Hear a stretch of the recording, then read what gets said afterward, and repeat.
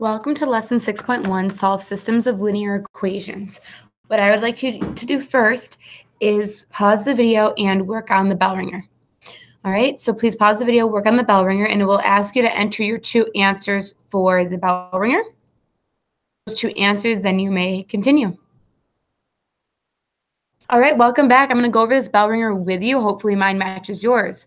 So the first thing I'm going to do is distribute. So when I distribute, we get 8 times x, which is 8x, minus 8 times 4 is 32, equals, now here I have to distribute as well, so I have 2 times 4, which is 8x, minus 2 times 16, which is 32. Now, if I want to continue, I can add 32 to both sides of my equation. And I get 8x equals 8x. Well, if you notice from the beginning, if 8x minus 32 equals 8x minus 32, of course 8x is going to equal 8x, right?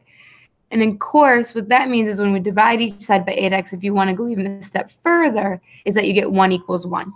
So when the two equations are exactly the same, when you simplify them, remember that means that we have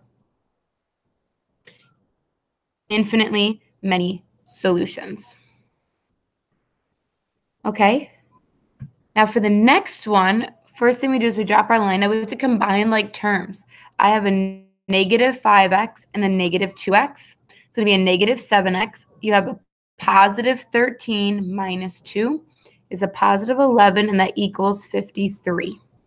So now that I've combined like terms, I can drop my line, and then I have to do the additive inverse. So the opposite of adding 11 is subtracting 11 from both sides. We do that, we get negative 7x equals 42. Divide both sides by negative 7. You get x equals 6.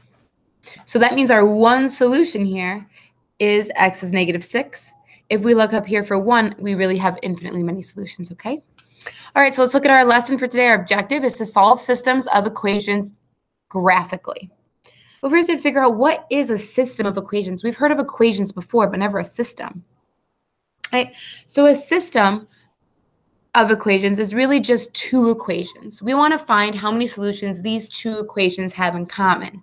That's what it means by system of equations. So if we look here, if a system of two equations has one solution, so that means if I graph my two equations and I have them intersect each other once, right? That's the one solution that they're going to have. Think about it. Lines, as you're going, lines never touch more than once, right? So the system has one solution if the lines cross or intersect at one point, right? You can only intersect at one point if they do intersect, right? The XY value that you get when it intersects, right? That point in which it intersects is a solution to both equations, right? If it's on both of the lines, you bet it's going to be a solution to both of the equations, right? So it has one solution if when we graph the two lines, they cross once, right? Now, what happens if it has no solutions? Well, if these two lines have no solutions, there's no points that they have in common. Well, what that means is that the lines are parallel. They never cross, right? If there's no solution, so the lines are parallel, which means that they're going to be side by side.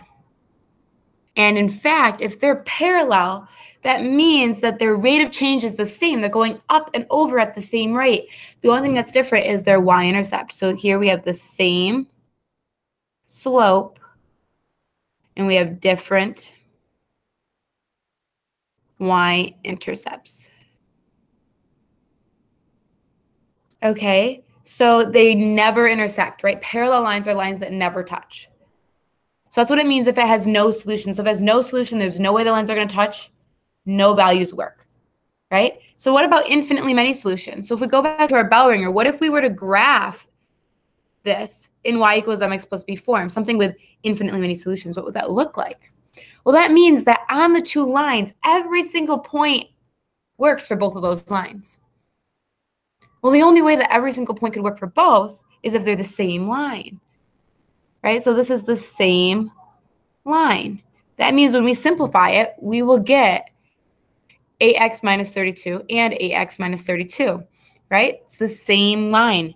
So what that means is it's going to have the same slope,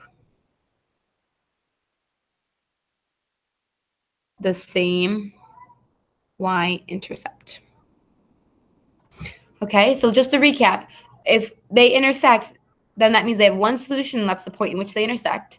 If they are parallel, which means they have the same slope, a different y-intercept, and they have no solutions, and they have infinite if they are the exact same line.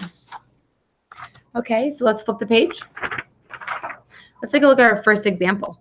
It says solve the system of equations using the slope formula. So the slope formula is y equals mx plus b. All right, so we're going to use this to figure out how many times these intersect. So if we look at this first one here, we have to graph these two lines. Now remember, we start at our y-intercept, which in this case is our 1. And then our slope is the number in front of the x, which is a 1 here. So that means we start at 1, and we have to go up 1 to the right 1 for our slope. So then I'm going to graph this line. Now the next one, my y-intercept, my b, is -3. So that means I'm going to start at -3 on my y-axis. And here my slope is 2, which is really 2 over 1. So I'm going to go up 2 over 1, up 2 over 1, up 2 over 1, up 2 over 1.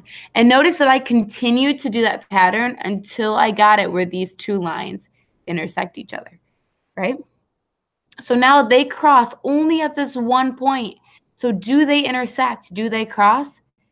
Yes, they do. How many solutions does it have? Well, it only crosses once, so it's going to have one solution.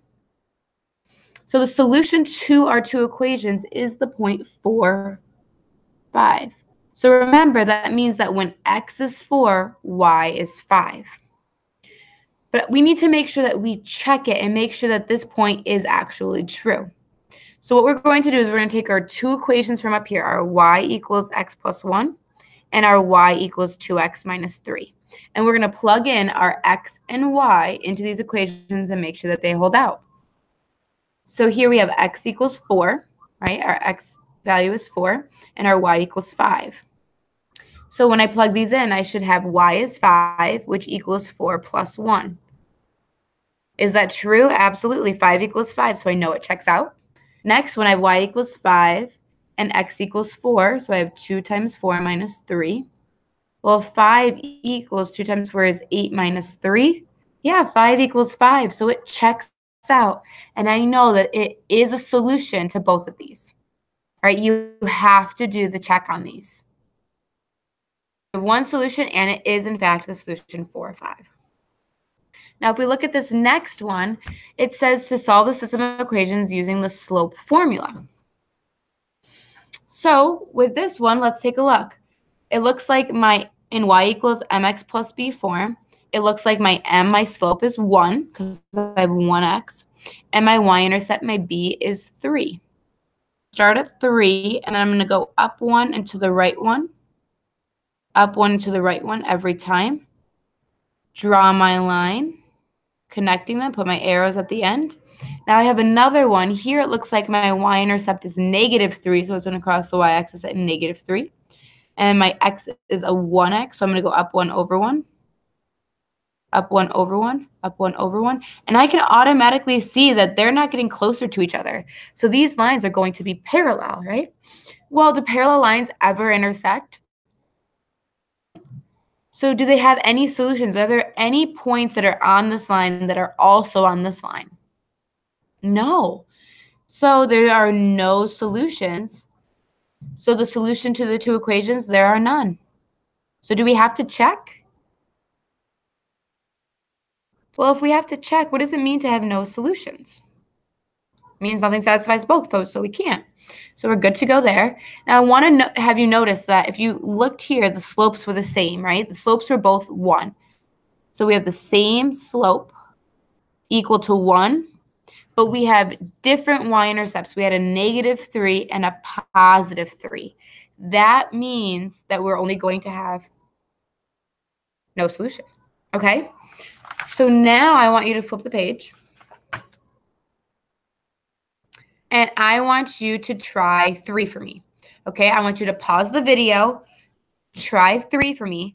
You are going to have to enter the solution to the 2 equations. So on Edpuzzle, you're going to have to enter your solution to the 2 equations. You also need to raise your hand to get it checked.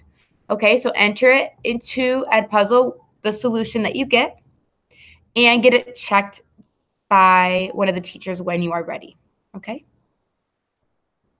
All right, welcome back. Let's take a look at 4. So 4 is the same idea. It wants us to solve the system of equations using the slope formula again to figure out how many solutions we have. So for this one, what I would like you to do is pause the video, work it out. On Edpuzzle, it will ask you, just like the previous one, to type the solution of the 2 equations into Edpuzzle as your submission. Also make sure to raise your hand to get it checked because we need to look at the graph portion of it, okay?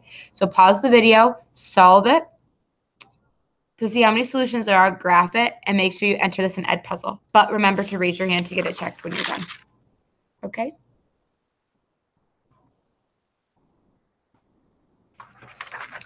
All right, welcome back. Let's take a look at number 5. So number 5, what I would like you to do is the same thing as you did for the previous 2. I want you to pause the video. I want you to graph the 2 lines. Tell me if they intersect or not. See how many solutions there are. And I want you to write the solutions to the 2 equations in Edpuzzle. Make sure that you check it to make sure that your answer is correct. Okay? Welcome back. Let's take a look at 6. 6, I also want you to do the same thing. I want you to graph it. I want you to see if they intersect. And then I want you to write in Edpuzzle the solutions of the 2 equations, okay? The solutions of the 2 equations. So when you are done with that, you may get it checked and then begin your homework, okay? Bye.